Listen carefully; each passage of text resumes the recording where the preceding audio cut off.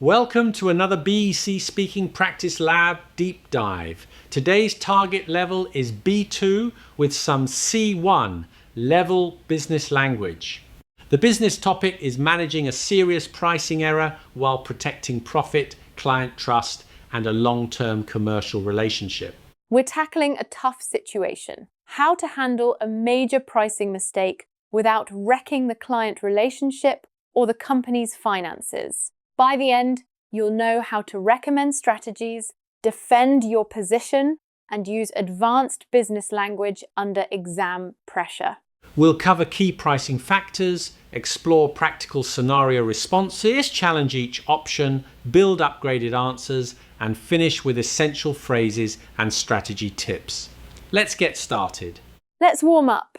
What sort of factors should a company consider when setting prices for business clients? Costs, competition, and the value the product provides are crucial.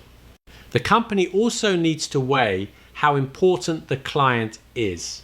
Major customers often get better terms than new buyers. Give me one reason why client importance matters. Mainly because a long-term client can bring regular orders, so it makes sense to offer incentives or flexible pricing to keep them happy. Do you think businesses should always try to offer the lowest possible price? No, competing just on price is risky.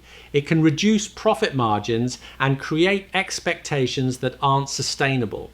I'd focus on value for money instead of just being the cheapest. Can you give an example where value is more important than price? Sure. If a company supplies high-performance equipment, clients may pay more for reliability and service rather than choose the cheapest option and risk delays.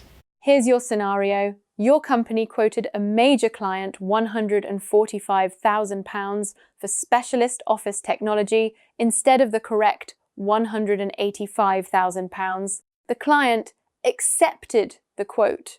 If you honor it, you lose money. If you renegotiate, you risk trust. The client may place a larger order next year. You have three choices: honor the original price, renegotiate, or offer a compromise with extra value. Recommend the best approach, justify your priorities, and evaluate alternatives. Pause and respond now. Well, I think protecting the relationship is most important, so I'd honor the quoted price to keep the client happy. That answer is understandable, but it's too general. You need clearer priorities, stronger business language, and a realistic recommendation. Try to balance trust and margin. I'd contact the client immediately, acknowledge the mistake, and propose a compromise. Instead of raising the price by £40,000, I'd offer a revised figure, maybe £165,000, and add extra service or extended payment terms. That way, we share the impact fairly and protect trust. Better. This works because you prioritize trust, proposed a transparent solution, showed business impact, and used terms like share the impact fairly. The compromise balances relationship and profit. Why shouldn't the company just honor the £145,000 price? Because the loss is substantial. If it were a small error, accepting it could make sense. But £40,000 is significant and sets a dangerous precedent. We need commercial discipline, so future mistakes don't become automatic losses. Suppose the client refuses to compromise. What's your next move? I'd ask why maybe their budget is fixed. We could adjust payment terms, reduce the order, or change the service package. If nothing works, management must decide if keeping the account justifies accepting the full loss. You have a video call with the client's procurement director in 10 minutes. How would you open the conversation? I'd be direct but careful. Explain we've identified a serious pricing error, take responsibility, and acknowledge the client's expectation. Then outline the issue and suggest a fair solution. Give me the exact wording you'd use. We fully recognize that the error originated on our side, so we're not asking you simply to absorb the difference. What we'd like to do is agree a revised arrangement that protects your budget while allowing us to deliver the contract sustainably. Which is more damaging? Losing money on a contract or losing a major customer? Losing a major customer is usually worse, especially for long-term revenue. But retention shouldn't come at any cost. If a client becomes unprofitable, lifetime value drops.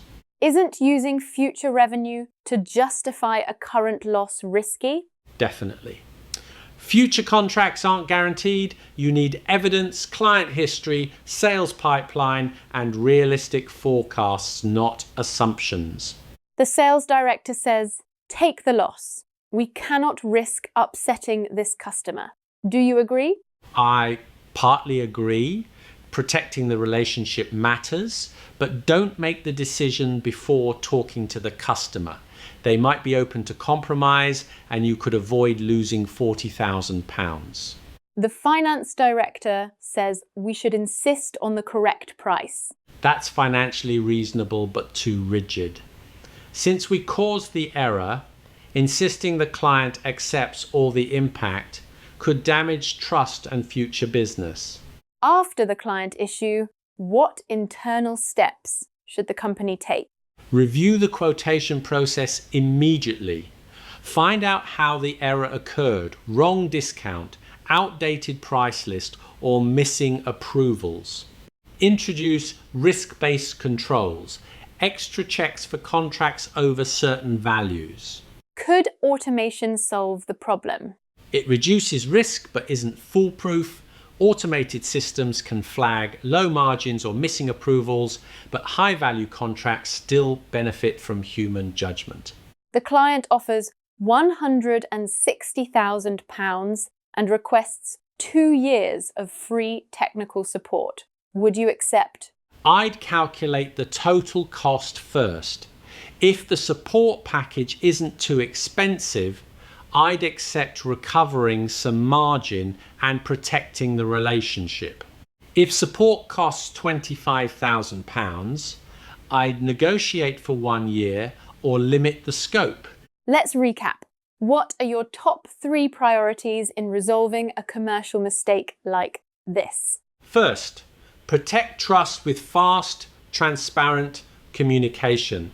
Second, understand the financial impact before making concessions.